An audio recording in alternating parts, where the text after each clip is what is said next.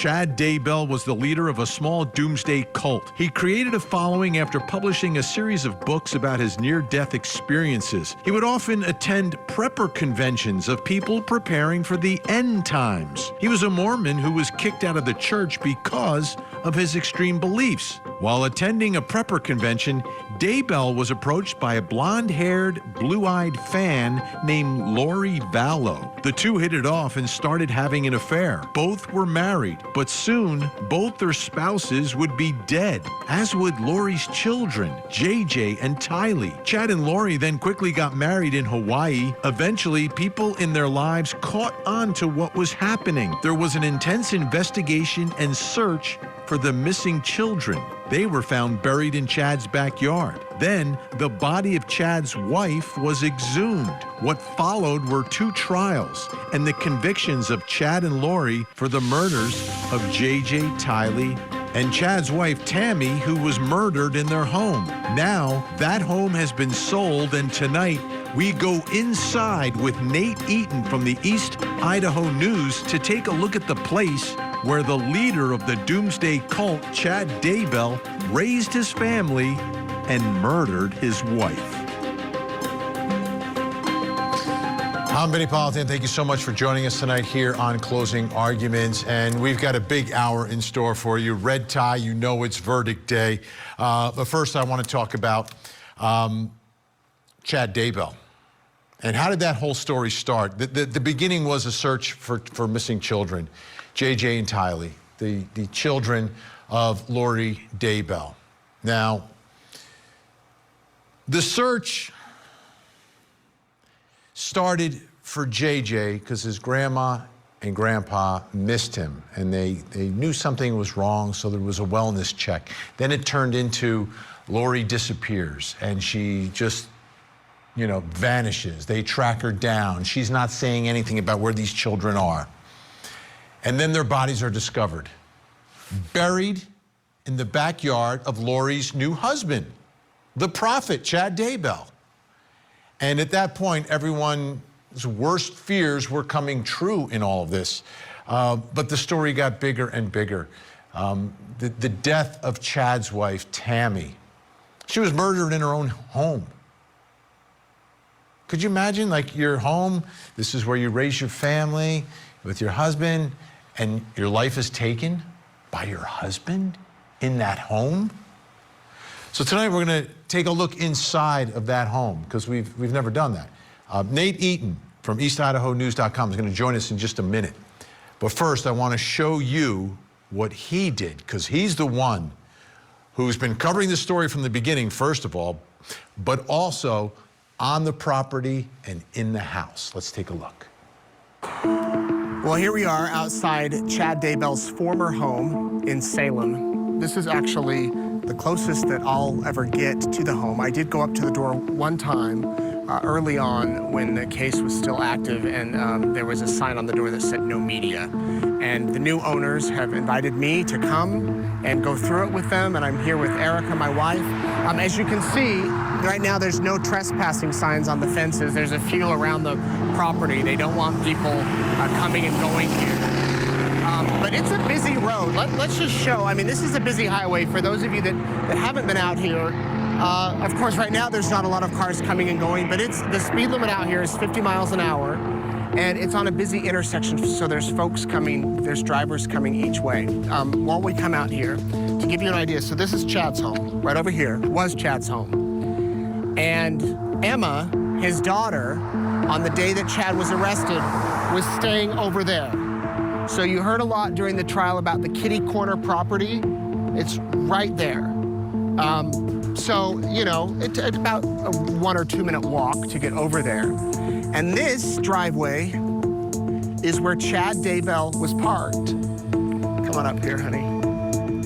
The morning that police came to serve that, that search warrant on June 9th of 2020.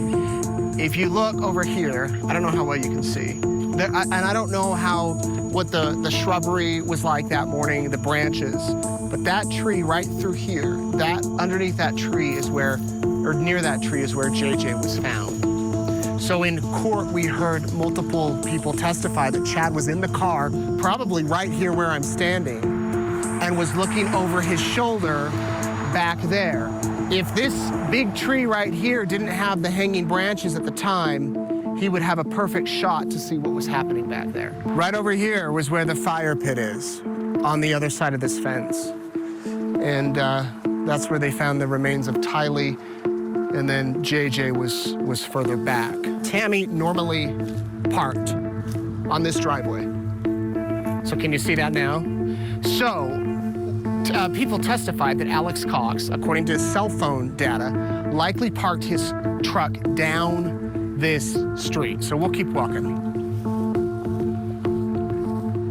This is where the cars would park. And so the plan was, most likely, that Tammy would park here, that Alex Cox would come down this street, not very far, and he would be able to shoot her here, as she was parked along this way.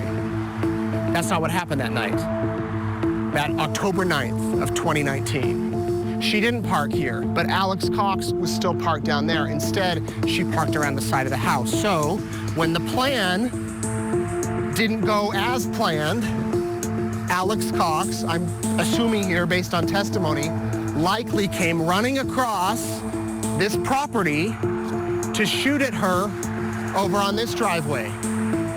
And remember that Attorney General Investigator Edwards testified that the weapon he had, if it got jostled about at all, if it got moved or whatever, or the pins got shaken, it wouldn't fire. And sure enough, it didn't fire. So this is the front entryway. You can see there's this little entry before we go inside the home. The power has been turned off, so it's dark in here. But this is the front room. You can see there's a fireplace right here. The buyers told me that, when they went through it, there was obviously stuff here. In fact, throughout this video, you might see some of the photos that they took when they were going through the house. But this is the room where they were informed, or when the neighbors came over that to bring gifts after Tammy had passed away.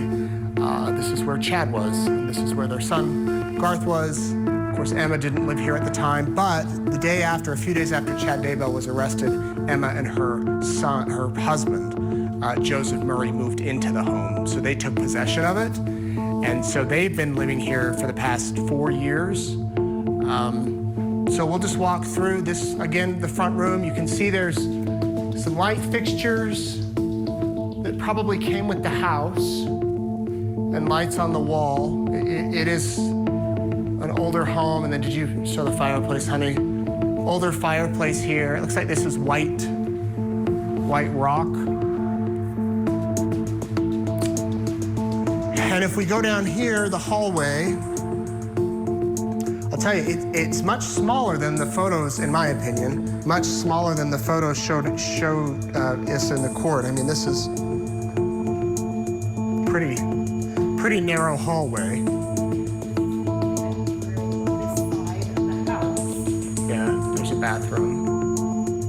Only one bathroom on this side. This looks like a girls' room. Just I say that because of the pink walls. Then there's another room here to the left. We can come on in here. Closet.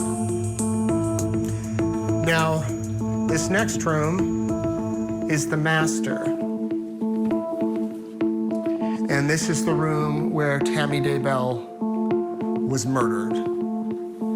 And from the photos, again in court, the photos we saw, the photos I've seen since, the room seemed much bigger than it is. The bed was here. And I believe it was on this side that they said Tammy fell out of the bed, which she did not. So this is their room. This is a closet. I mean, it's not very big. But what's interesting to me is right across the hall. This is how many steps? 1, 2. These are not narrow hallways. This took me 2 steps, is where Garth Daybell This was his room. From what I understand, this was his room. And he was in this room when his mom died. Well, I guess that's the question. He believes he was in his room when she died in her sleep. He was actually likely working at the haunted mill when she was killed. And when he came home, he says he checked into this room. He saw 2 lumps in the bed. It was assumed it was his parents, came in here, and went on YouTube. But one of the most surprising things is how close these rooms were. You could hear, I mean, a simple conversation you can hear across the hall. So this was Garth's room, and this was the master room. Again, kind of eerie. It feels kind of empty.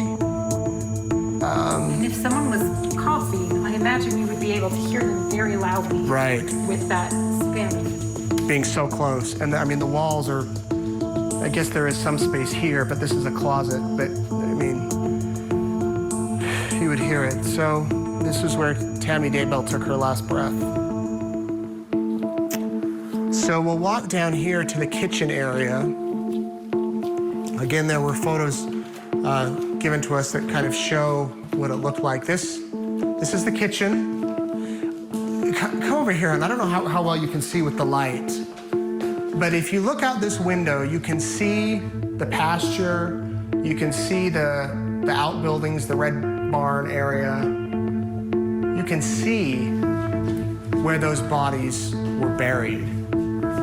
And, you know, I guess if you don't know what's out there, you don't know. You wouldn't think anything of it. But you've got the 2 windows. Chad Daybell knew. Chad Daybell knew every time he came here to the sink and looked out there that there were 2 children buried back there. Tammy, though, you know, she didn't know. Now this is the kitchen. This is the main part of the home. The next part of the house is attached, and this was the big question during the trial. Is it a 2-story home? Is it a 1? Legally, technically speaking, this is a 1-story portion of the home. But to get to the cozy cone, as they called it that because on the movie Cars, they're saying it looked like the cozy cone on the movie Cars. But if we come out here, again, we don't have power, so this is the garage, which was full of stuff from what we're told when the buyers came through. So this was the garage, and then this area, you want to come in here, and this is storage, you know, just shelves, older storage area. And then what's interesting, you remember Chad Daybell writing about feeling like Harry Potter trapped under the stairs, and he was able to get out and see his goddess lover? There is an area under the stairs here. I don't know if he was referring to this, but kind of interesting that there was this area in here. And again, this will all be torn down by the new buyers. But if we go up here, this is the door to the cozy cone. So we'll head up, and I'll try to show you, in here is shelving, a lot of storage. This is where Chad Daybell was served the warrant on June 9th of 2020. And he stayed in that master bedroom till Tammy died, and then he moved to Hawaii. His children then moved in. He then moved back in the house after Lori was arrested. And he moved up here. And he was sleeping over here in a bed when he was served that warrant. Now, John Pryor made a big deal that no one could really live up here. There's multiple power outlets. Do you want to show those, honey? There's 3 over here. There's a 4th here. There's 2 lights. There's a light switch. It's pretty warm up here. I don't know about the AC and heating. There's a 5th plug, though. You could bring in a fan. You could bring in a space heater. It's kind of warm up here right now. And someone could definitely stay up here. Let's show you the view out the windows. So this is the front. Can't really see much out that window. But if we go over here, And I believe they showed in court the view from this window. You've got your eye on where JJ was buried, and you've got your eye on where Tylee was buried. You can see both very clearly. And here was the garage where the tools were and where the police searched. And this, you can see that the cement needs repair, but this was where the tools were kept. And we go in here.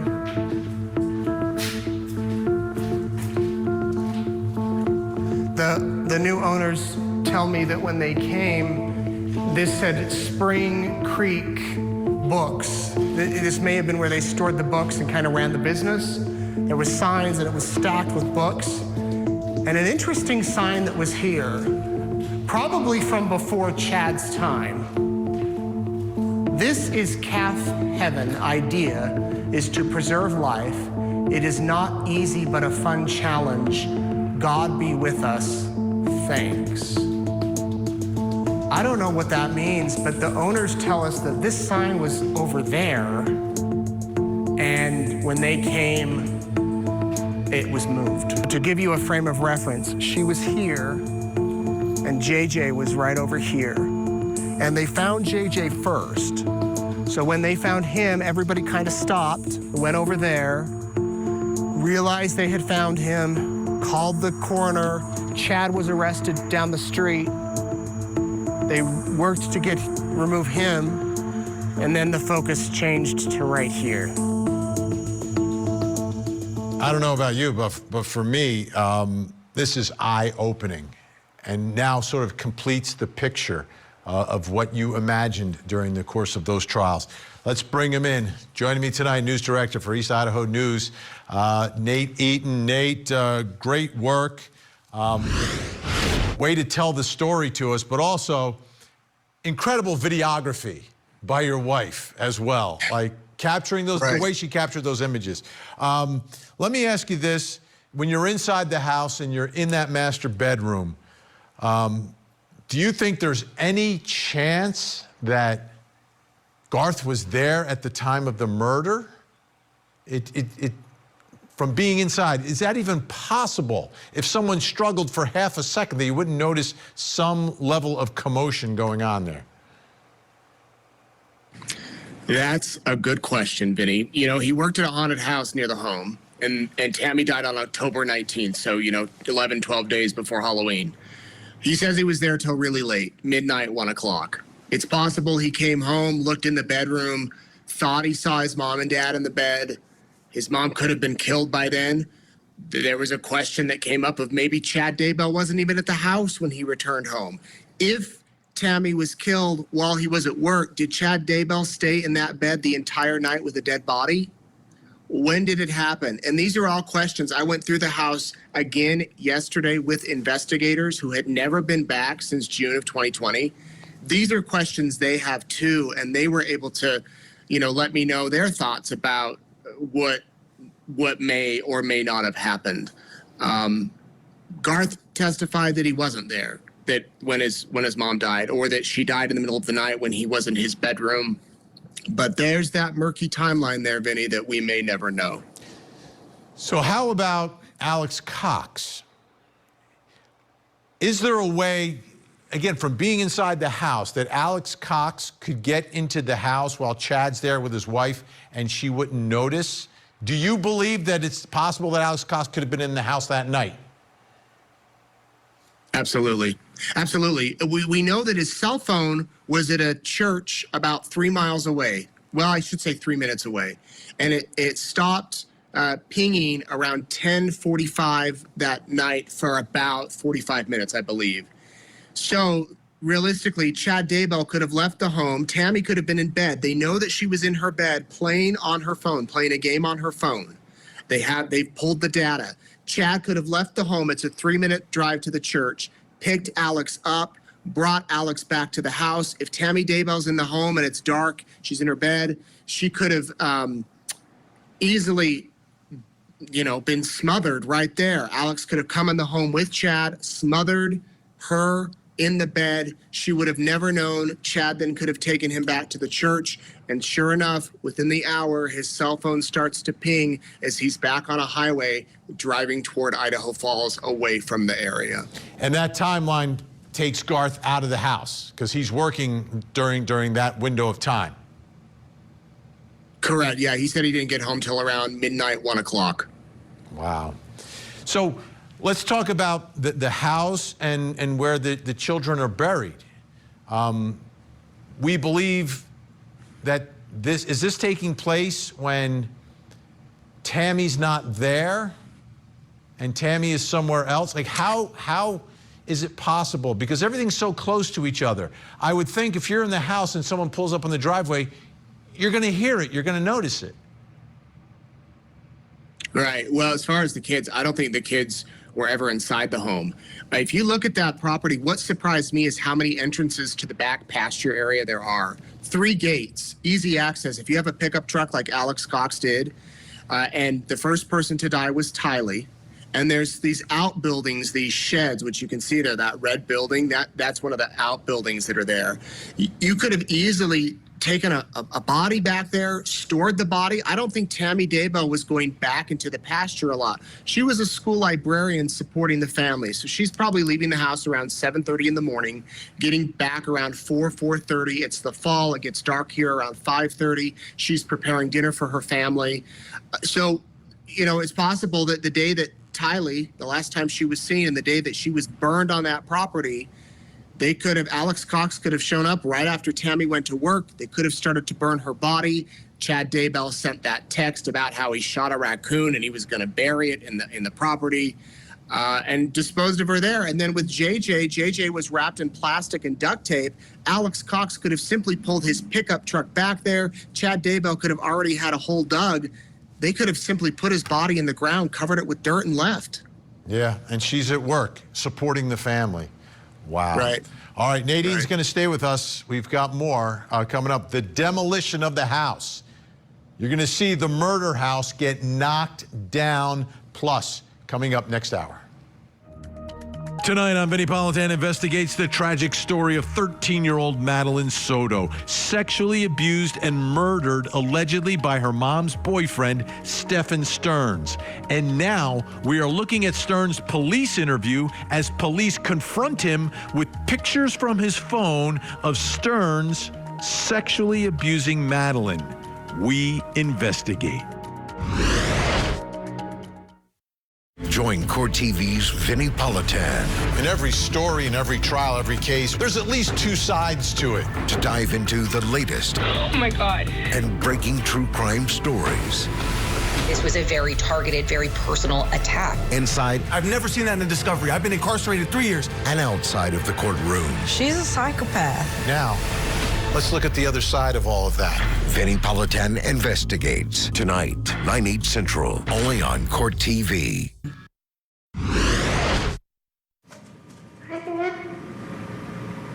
Hello? Are you okay? So they're searching the property. The house right now? Yeah. Yeah.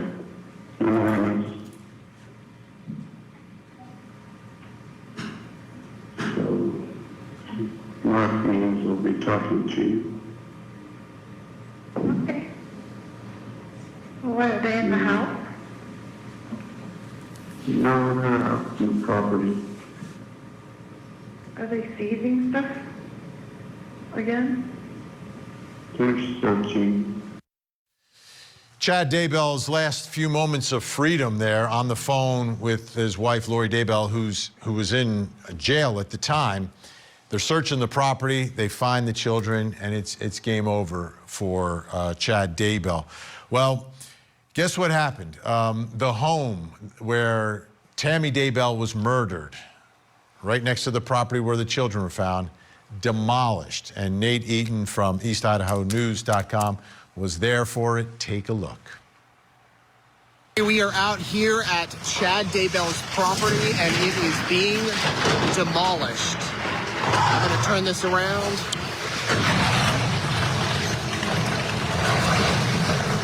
Now, these are all construction crews who are donating their time and their crews to tear down the buildings here at Daybell's property in Salem. And they started within the past hour or so, and they are really moving. So here's the house. This is the home. And right now they're focusing on the outbuildings that were on the property. Okay, and here they go. What are you doing? Just gonna let you know here in just a minute. Once he starts getting bunches broke, we'll have trucks start coming right through here, just so you guys. Great. Thank you. And there is where Chad Daybell slept and stayed. Peggy, you got pictures?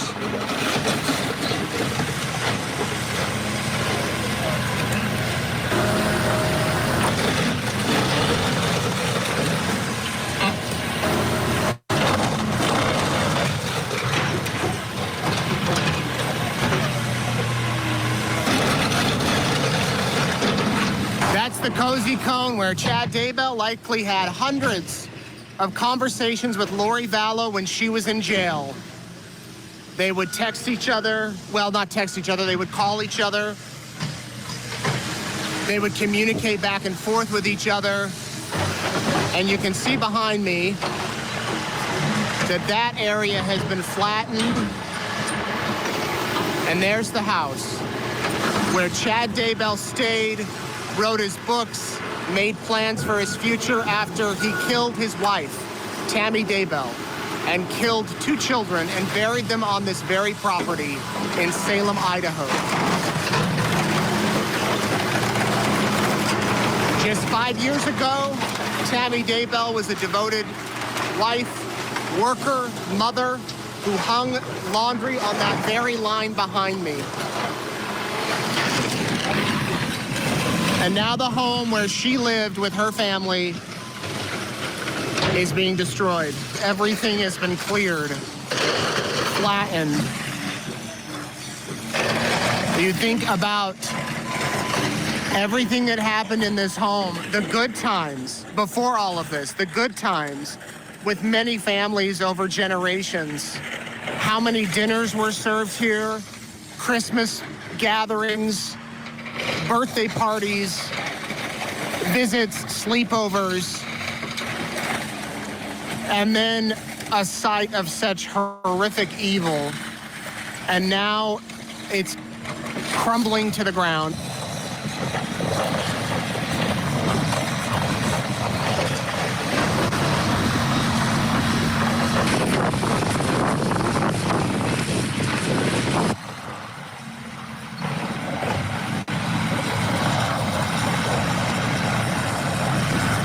Many of you asking what will be done with the property once the house is done. By tonight, probably by this afternoon, all of the debris will be cleared and it will sit here for some time.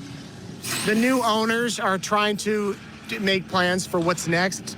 They say they want to consult with the victims' families, get input, and do some sort of memorial.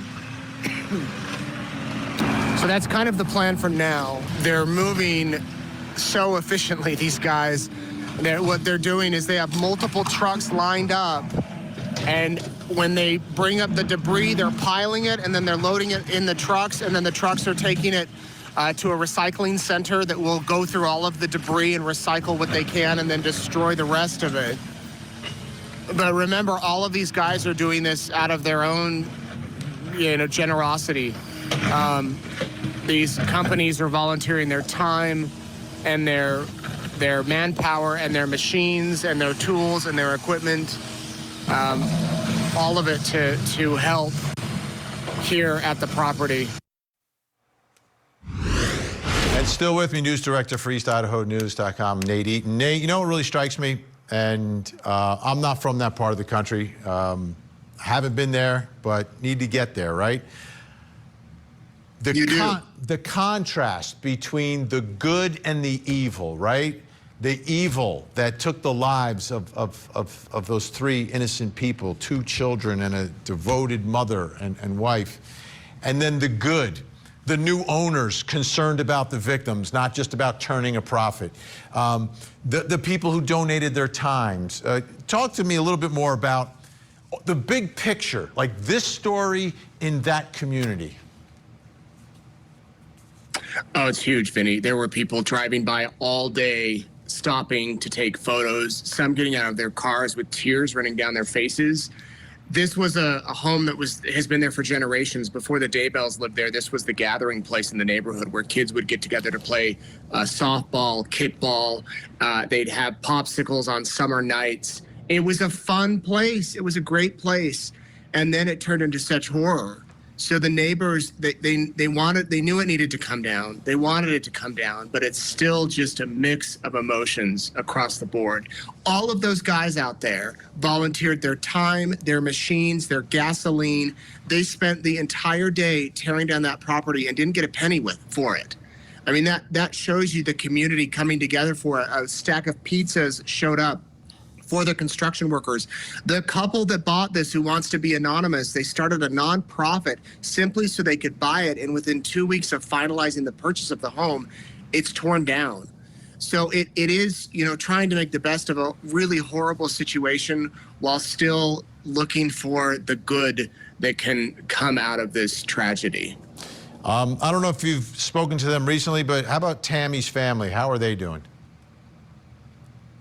They're doing okay. I spoke with them. They were a little conflicted, but they knew it needed to come down. Who showed up today too, Vinny, was Chad Daybell's brother and sister-in-law, Matt Daybell. They live near here, and she's. I spoke with the sister-in-law, Heather. She said once that bulldozer went for the master bedroom where Tammy Daybell died, she started to cry. That it hit her that her own sister-in-law died in the room that was now being torn down. Larry and Kay Woodcock, JJ's grandparents, they say they're so relieved. One part that I did not know would be happening until it happened, that big tree next to where JJ was buried, that's the one thing Kay and Larry did not want to be there anymore. It just reminded them of JJ so much. They tore that tree down too, so that was taken out. And so tonight, the land looks drastically different than just 12 hours ago. Eye-opening, and I think a big chapter in this story, this tragedy in East Idaho, where things like this just don't happen. They don't. Nate Eaton, thank you so much for sharing the video with us. EastIdahoNews.com, and you can check out Nate taking the investigators through the house. That's another fascinating look at all this. So have a great weekend, and nice to see you.